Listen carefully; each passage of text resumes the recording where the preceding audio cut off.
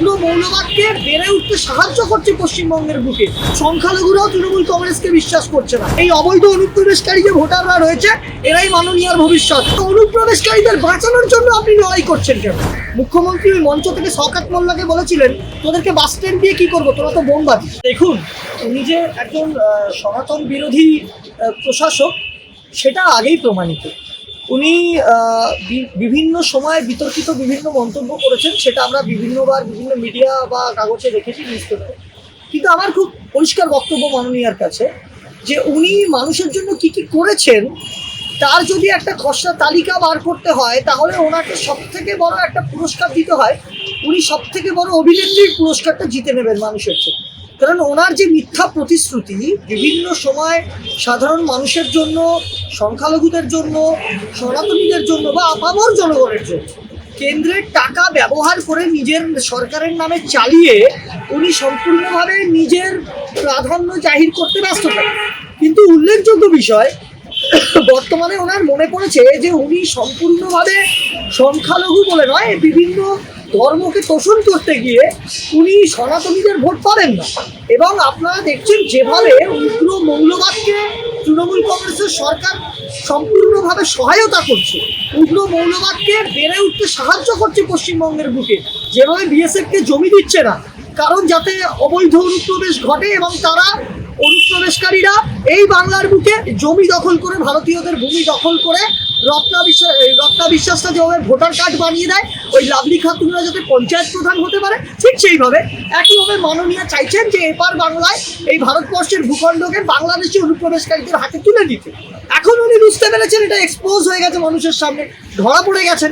তাই এখন মতুয়াদেরকে সামনে রেখে তিনি এই প্রতিবাদ কর্মসূচি করে কিছু হিন্দু ভোট বা সনাতনীদের ভোট পেয়ে তিনি সরকারে আসার চেষ্টা করছেন। কারণ উনি জানেন যে সনাতনী ভোটের একটা অংশ উনি পাবেন না এবং সংখ্যালঘু যাদের ভোটে মাননীয়ারা সম্পূর্ণভাবে ভোট পেয়ে আসেন বলে বিভিন্ন সাংবাদিক মহলে শোনা যায় যে সংখ্যালঘু ভোট তৃণমূল কংগ্রেস পায়, সেই সংখ্যালঘুরাও তৃণমূল কংগ্রেসকে বিশ্বাস করছে না। সংখ্যালঘুরাও তৃণমূল কংগ্রেসের দিক থেকে মুখ ফিরিয়ে নিয়েছে। এবং উল্লেখযোগ্য বিষয়, তৃণমূল কংগ্রেসের সরকারটা টিকে ছিল দুটো জিনিসের ওপর। এক নম্বর হচ্ছে ভয়, আর দু নম্বর হচ্ছে অবৈধ ভোটার, অর্থাৎ মৃত ভোটার ও অনুপ্রবেশকারী। এসআইআর হওয়ার ফলে মৃত ভোটার আর অনুপ্রবেশকারী বাদ যাচ্ছে। মাননীয়া বুঝতে পেরেছেন বলেই গতকাল তিনি নির্বাচন কমিশনারকে চিঠি দিয়েছেন যে আমরা ইমিডিয়েট এর প্রতিবাদ জানাচ্ছি, আপনারা এসআইআর বন্ধ করুন। আমি বারবার বলছি মমতা বন্দ্যোপাধ্যায়ের এই পদক্ষেপকে আমি হাততালি দিয়ে শুভেচ্ছা জানাই, কারণ এর মাধ্যমে প্রমাণ হয় যে উনি পরাজিত হচ্ছেন 2024-এ। কার্যত তিনি সারেন্ডার করলেন এই চিঠি লিখে নির্বাচন কমিশনারকে। কারণ এই অবৈধ অনুপ্রবেশকারী যে ভোটাররা রয়েছে এরাই মাননীয়ার ভবিষ্যৎ। এই অনুপ্রবেশকারীরা সম্পূর্ণভাবে অবৈধভাবে ভারতের ভূখণ্ড দখল করে বর্ডার সিকিউরিটি ফোর্স সব জায়গায় রয়েছে, কিন্তু আপনি যদি বিএসএফকে জমি না দেন মাননীয়া, বিএসএফ ফেন্সিং লাগাবে কি করে? আপনারা জানেন বাংলাদেশের সাথে ভারতের বিভিন্ন রাজ্যের মধ্যে বাংলা অনেকটা সংখ্যক বর্ডার শেয়ার করে। সেখানে মাননীয়া মমতা বন্দ্যোপাধ্যায়কে একাধিকবার কেন্দ্রীয় স্বরাষ্ট্রমন্ত্রক জমি চেয়েছে, উনি জমি দিতে রাজি হননি। কারণ তৃণমূল কংগ্রেসের এজেন্ডা একটাই, ওপার বাংলা থেকে লাভলি খাতুনদের মতো অনুপ্রবেশকারী নিয়েছে পঞ্চায়েত প্রধান বানিয়ে তাদের ভোটে জিতে আমরা সরকারে থাকবো। এই গতকাল একটি ঘটনা দেখলাম, একটি মঞ্চ, অরাজনৈতিক মঞ্চ, তারা অনুপ্রবেশকারীদের বিরুদ্ধে আন্দোলন করতে গিয়ে, তারা প্রতিবাদ জানাতে গিয়ে তাদের উপরে অ্যাটাক করা হলো, লোকাল কিছু তৃণমূলের দুষ্কৃতীরা অ্যাটাক করলো। আমার খুব উল্লেখযোগ্য প্রশ্ন একটাই মাননীয়ার কাছে, দেখুন এটা তো রাজনৈতিক নয়, যে কোনো আন্দোলন অনুপ্রবেশকারীদের বিরুদ্ধে হচ্ছে, তাহলে অনুপ্রবেশকারীদের বাঁচানোর জন্য আপনি লড়াই করছেন কেন? আপনি বলেছিলেন কদিন আগেও যে এপার বাংলায় কোনো অনুপ্রবেশকারী নেই, অথচ যখন বামফ্রন্ট ক্ষমতায় ছিল আপনি কাগজ উড়িয়ে বলেছিলেন যে সমস্তভাবে রোহিঙ্গা অনুপ্রবেশকারীরা বাংলায় প্রবেশ করছে, বামফ্রন্ট তাদেরকে জায়গা দিচ্ছে। আর আজকে সেই মমতা বন্দ্যোপাধ্যায় অনুপ্রবেশকারীদের আড়াল করার চেষ্টা করছেন, কারণ এই লাভলি খাতুনদের মতো এই অনুপ্রবেশকারীরা। শুধু তাই নয়, আপনি বলুন এপার বাংলায় সাদ রাঠির মতো জঙ্গি ধরা পড়ছে।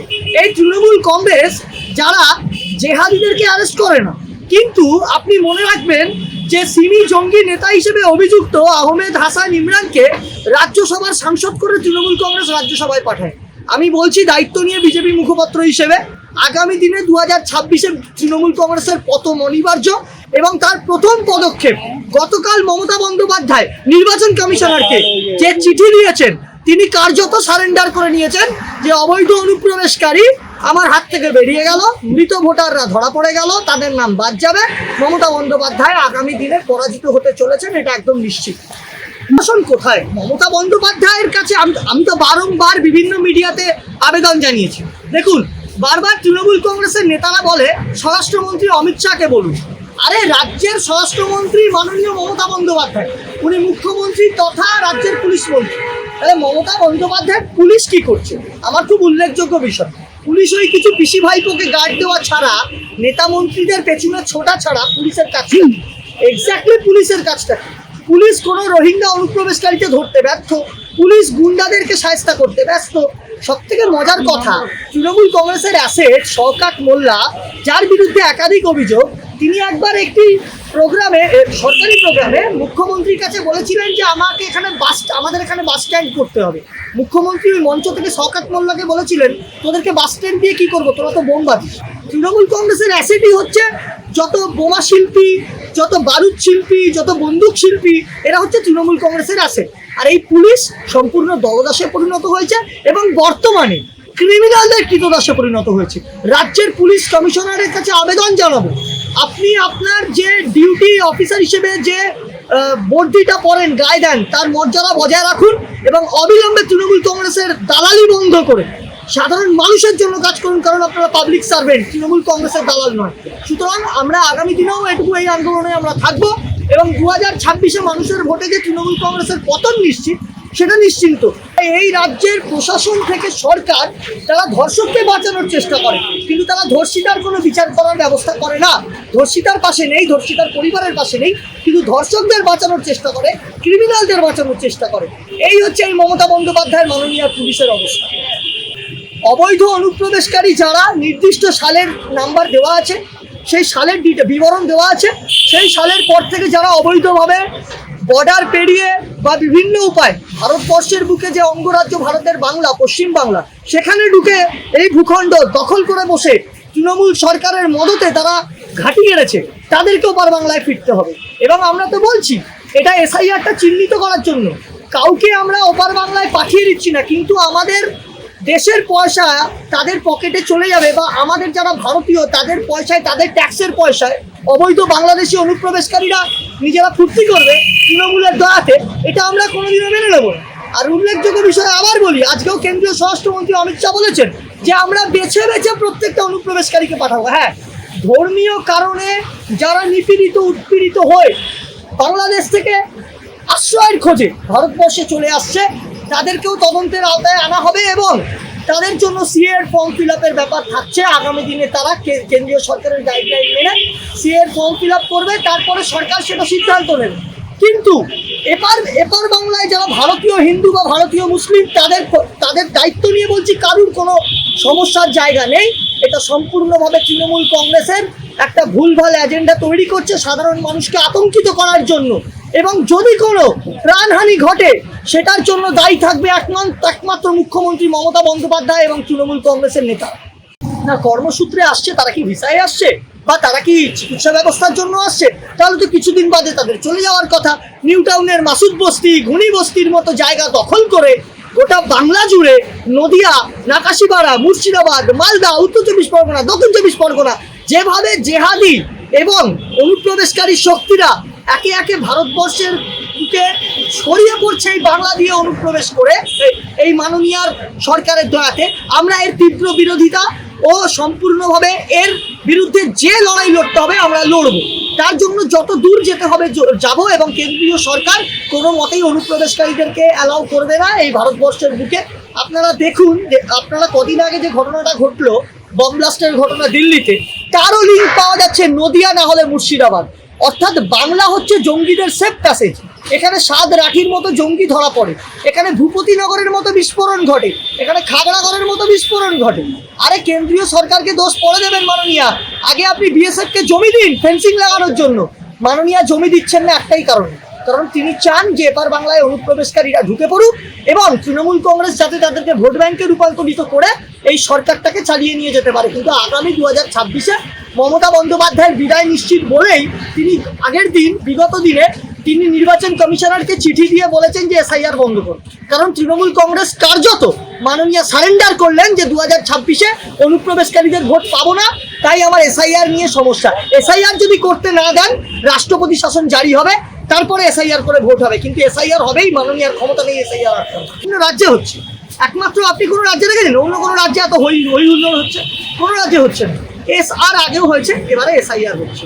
কিন্তু মমতা বন্দ্যোপাধ্যায় যে অভিযোগ করেছিলেন যে অবৈধ বাংলাদেশি অনুপ্রবেশকারীরা আছে, আজকে তিনি পাল্টি খাচ্ছেন। আর যখনই নির্বাচন আসবে তখনই মমতা বন্দ্যোপাধ্যায় এই সমস্ত নাটক করবে। কারণ মমতা বন্দ্যোপাধ্যায় টিকে আছেন অনুপ্রবেশকারী আর মৃত ভোটারদের ভোটে আর সন্ত্রাস করে। ওই সমস্ত শওকত মোল্লা, জাহাঙ্গীর, শাহজাহান, যত গুন্ডা আছে, জায়েন্ট সিং থেকে শুরু করে প্রত্যেককে জেলের ভেতরে থাকতে হবে। শুধু নভেম্বর মাসটা অপেক্ষা করুন, কি হবে সেটা কেন্দ্রীয় সরকার বুঝিয়ে দেবে, নির্বাচন কমিশন বুঝিয়ে দেবে। শুধু এটুকু বলছি, মানুষের ভরসা আছে নির্বাচন কমিশনের ওপর। আর নির্বাচন কমিশনের কাছে আমরা অনুরোধ জানাবো, মাননীয়ার চাপে আপনারা যদি কোনো রকমের সিদ্ধান্ত নেন, মাননীয় অর্থাৎ মুখ্যমন্ত্রী মমতা বন্দ্যোপাধ্যায়ের চাপে, তাহলে রাজ্য বিজেপি শুধু নয়, কেন্দ্রীয় বিজেপি কিন্তু আগামী দিনে বৃহত্তর আন্দোলনে যাবে নির্বাচন কমিশনের বিরুদ্ধে। যদি হিম্মত থাকে তাহলে একবার চ্যালেঞ্জ করছি, সুপ্রিম কোর্টে যান, যে প্রমাণ করুন নির্বাচন কমিশন বিজেপির হয়ে কাজ করছে। তাহলে যখন রাজ্যে আপনি জিতেছিলেন 2021 সালে, তাহলে কি রাজ্য নির্বাচন কমিশন আপনার হয়ে কাজ করেছিল? তৃণমূল কংগ্রেসের মুখপাত্ররা বুঝতে পারছে আগামী দিনে এই সমস্ত জুতো চটি বহন করে তারা সরকার চালাতে পারবে না। সুতরাং তাদের এই নোংরা চক্রান্ত অনুপ্রবেশকারীদের দালালি করা সময় হয়ে আসছে। আর আপনাদের একটা উল্লেখযোগ্য তথ্য দিই, এনআইএ কিন্তু সক্রিয় হয়ে উঠেছে। এই যারা বিভিন্ন মিডিয়ার উপর আক্রমণ করছে বা রাস্তাঘাটে লোকজনের উপর আক্রমণ করছে, তাদের মুখ ফেস স্ক্যানিং করে ম্যাপিং করে তাদের বিরুদ্ধে তদন্ত শুরু হবে আগামী দিনে। কারণ তারা কাদের মদতে করছে, তাদের ডিটেল কি, তাদের ব্যাকগ্রাউন্ড কি, তাদের পেছনে কোনো অনুপ্রবেশকারী আছে কিনা, তাদের কেউ কিন্তু ছাড়া হবে না। এনআইএ কিন্তু কড়া তদন্ত করছে এবং আপনারা জানেন অলরেডি মুর্শিদাবাদে এনআইএর 2টো টিম কাজ করছে এবং বিভিন্ন জেলাতেও তারা প্রবেশ করছে। তো সুতরাং মাননীয়ার দয়াতে তো আমরা আজকে জেহাদিদের রাজ্যে বসবাস করছি, এখানে জেহাদি অনুপ্রবেশকারী রোহিঙ্গারা বাজারে বিক্রি হয়। সুতরাং সাধারণ মানুষের অধিকার কেড়ে বাংলাদেশি অনুপ্রবেশকারীদের মুখে ভাত তুলে দিয়ে আর আমাদের ট্যাক্সের টাকায় বাংলাদেশিদের ফুর্তি করানোর দায়িত্বটা তৃণমূল কংগ্রেস নিয়েছে। তাই তৃণমূল কংগ্রেসকে 2026-এ দায়িত্ব নিয়ে গঙ্গার জলের গণতান্ত্রিক পদ্ধতিতে আমরা বিসর্জন দেব।